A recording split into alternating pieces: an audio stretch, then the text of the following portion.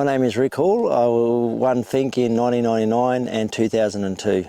The Fink Desert Race, it's everything to all the locals, and something that now is so, everybody wants to win. I once spoke to Brad Williscroft and he said he'd trade in all his enduro wins and enduro titles for one Fink win, so that kind of puts it into perspective.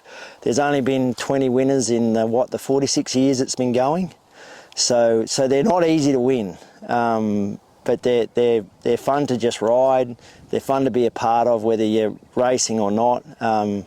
So yeah, there's a long history there. Started in 76, I think it was, and it was the first event that I saw when I first came to town back in the 80s, and there was a trike coming over the line, blokes on TT 600s laying down on the tank, and just a cool event, and it sort of grabbed me from when I first saw it, and I thought, what the hell is this? I always had a bit of an interest in dirt bikes, but my passion and my interest in Fink grew from there, and yeah, went a long way. So it took me a long time, as I said, to win. Well, I haven't said, but it took me a long time to win Fink. I didn't even have a class result before I got closer to winning.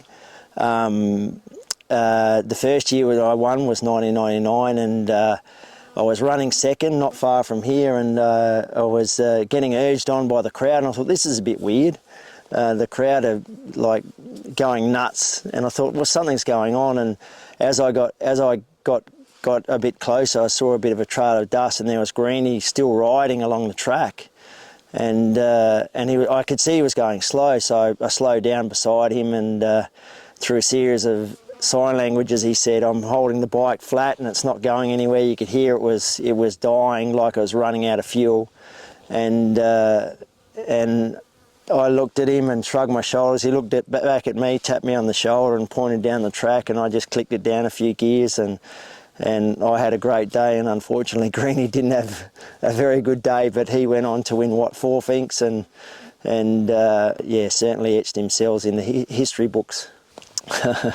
Jurassic Park.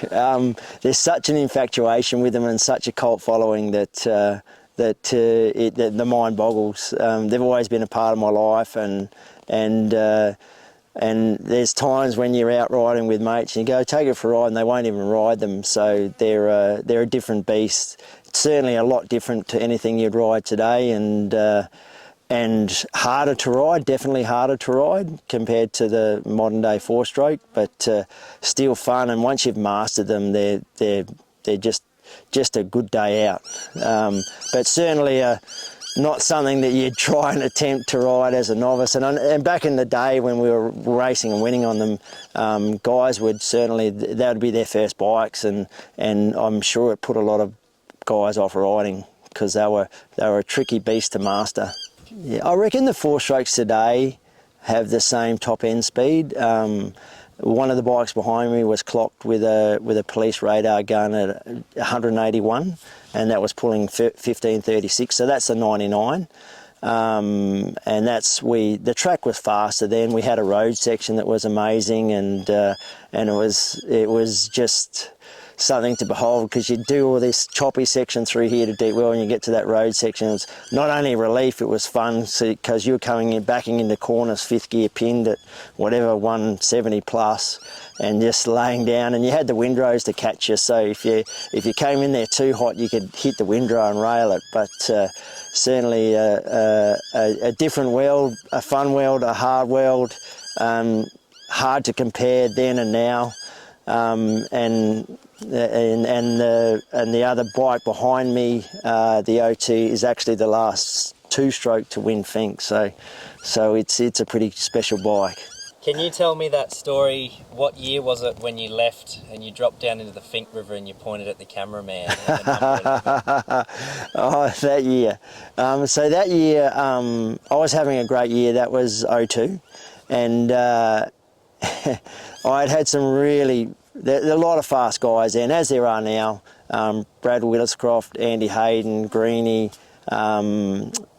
Jason Hill, all these fast guys, and I was never a great motocrosser, so I didn't prologue so well. And I charged down and managed to catch everyone bar Brad Williscroft, and he pulled into Fink before me, but I was ahead of him on time by about 13 seconds, and it caused me a bit of anxiety, I guess, that night, thinking, oh, why couldn't I have a 13-minute lead instead of 13 seconds?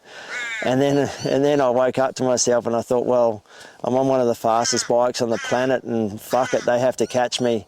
And so that day I left Fink full of confidence, thought I just have to charge home, and came to the river, and the guy that, Simon Manzies actually, that does all the filming for Fink back then, he still does some now I think, he was sitting in the river, so I just pointed at him and said, see you later, mate. Just a bit of a gonzo moment. I've never been that confident and that full of myself, but that day I was having fun, and I thought, oh, you know, it's what I had to do to relieve the pressure and just get home.